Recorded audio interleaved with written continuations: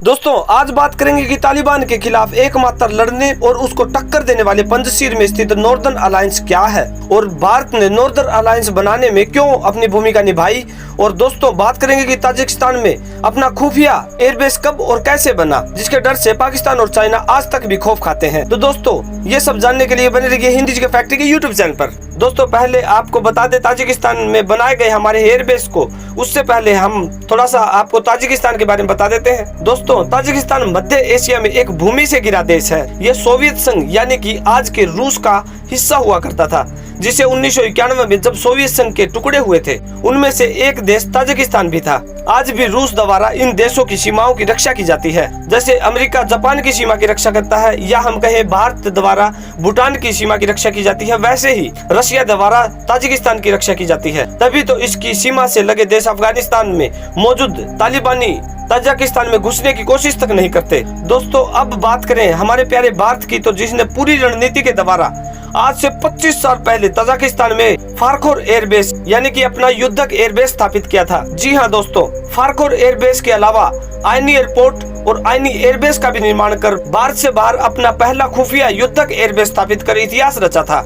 और दोस्तों इसी एयरबेस को लेकर पाकिस्तान और चीन द्वारा विरोध किया जाता रहा है, क्योंकि यहाँ भारत के युद्धक विमान और बहुत से हथियारों का जखीरा भारत द्वारा रखा गया है। और यहीं से हम पाकिस्तान और चाइना के नजदीक होने से दोनों देशों पर एयर स्ट्राइक कर उनकी कमर तोड़ सकते हैं। और अब बात आती है कि इतना खुफिया ही था तो इसका पता कैसे चला। तो दोस्तों आपको अभी थोड़ी देर पहले ही तो बताया है कि पाकिस्तान और चाइना द्वारा इसका विरोध किया जाता रहा है। अब ये सुर्खियों में इसलिए है क्योंकि हमारे विमानों द्वारा अफगानिस्तान से भारतीयों को लेकर सबसे पहले इसी एयरबेस पर लाया जाता है और इसके बाद दिल्ली की ओर रवाना किया जाता है, यानी कि दिल्ली से पहले ताजिकिस्तान में इसी भारतीय फारखोर एयरबेस पर लाया जाता है, उसके बाद ही दिल्ली की ओर उड़ान भरी जाती है। इससे पहले भी दोस्तों इसी एयरबेस पर हमारी वायुसेना द्वारा जब अहमद शाह मसूद के घायल होने पर उसको तालिबानियों से बचाकर इसी एयरबेस पर लाया गया था, क्योंकि यही वो बंदा है दोस्तों जिसने 1996 से 2001 के बीच नॉर्दर्न अलायंस का निर्माण किया था। जी हाँ दोस्तों, भारत सरकार की खुफिया तरीकों से अफगानिस्तान में मौजूद तालिबानियों के खिलाफ गठन किया गया एक संगठन था। दोस्तों आपको यकीन नहीं होगा कि नॉर्दर्न अलायंस का निर्माण भारत के प्रयासों से ही किया गया था। जैसे कि ये तालिबानी जो आप देखते हैं दोस्तों, इसका निर्माण भी रूस के खिलाफ अमेरिका ने ही किया था। वैसे ही इन्हीं तालिबानियों के खिलाफ हमने ये नॉर्दर्न अलायंस का निर्माण करवाया था और रूस की सहायता से ताजिकिस्तान में अपना खुद का एयरबेस स्थापित कर इतिहास रचा था। नॉर्दर्न अलायंस अफगानिस्तान देश के लगभग बीच में बसा है। पंजशीर इलाके में स्थित यहाँ अफगानिस्तान के राष्ट्रपति अशरफ गनी के यूएई भाग जाने के बाद अफगानिस्तान के उपराष्ट्रपति अमरुल्लाह सालेह ने इसी जगह पंजशीर में शरण ली हुई है। दोस्तों ये पंजशीर इतना सेफ है कि यहाँ पर कोई परिंदा पैर नहीं मार सकता।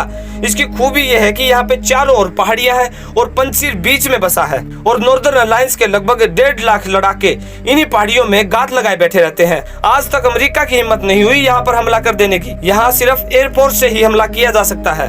और दोस्तों जब अहमद शाह मसूद इस पंजशीर से किसी काम के लिए बाहर गया था तब उस पर तालिबानियों ने गात लगाकर हमला कर दिया था।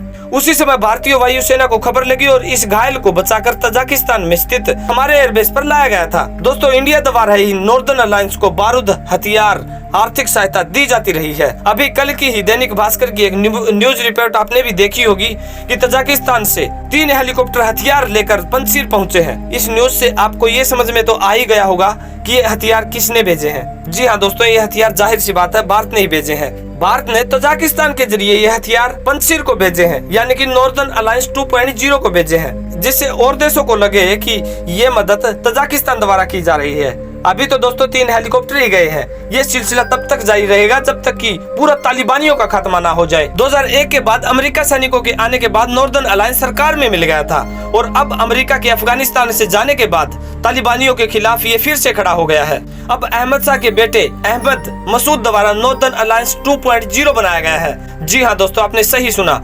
दोस्तों आपको याद भी आया होगा कि 2.0 जो कि मोदी सरकार द्वारा जारी की जाती रही योजनाएं रही हैं। तो दोस्तों अब आप भी समझदार हैं। और दोस्तों आपको बता दें कि भारत द्वारा खुफिया हवाई अड्डे और खुफिया मिलिट्री बेस लगभग 15 से 20 देशों में स्थापित किए हुए हैं। अभी पिछले महीने हिंद महासागर में अफ्रीका के नजदीक बसे देश मॉरिशस का 3 किलोमीटर में बसा द्वीप अगालेगा द्वीप पर भारत ने 300 मीटर रनवे के साथ अपना एयरबेस स्थापित कर अपने वहां विमान भी तैनात कर दिए हैं। एक बात और दोस्तों, अफगानिस्तान आर्थिक रूप से भारत के लिए बहुत जरूरी है, क्योंकि भारत ने 2001 से वहां पर अरबों रुपए का इन्वेस्ट किया है, चाहे वहां का सलमा डैम हो या मैत्री डैम हो या वहां की संसद हो, और बहुत बार हमने उनको आर्थिक मदद भी दी है। और सबसे मेन प्रोजेक्ट वहां पर भारत सरकार द्वारा वहां पर रोड का निर्माण कार्य शुरू हुआ था, जो कि ईरान में बने हमारे चाहबार पोर्ट से शुरू होकर कई देशों से होते हुए रूस और यूरोप तक को हम अपना माल एक्सपोर्ट या इंपोर्ट कर सकते थे।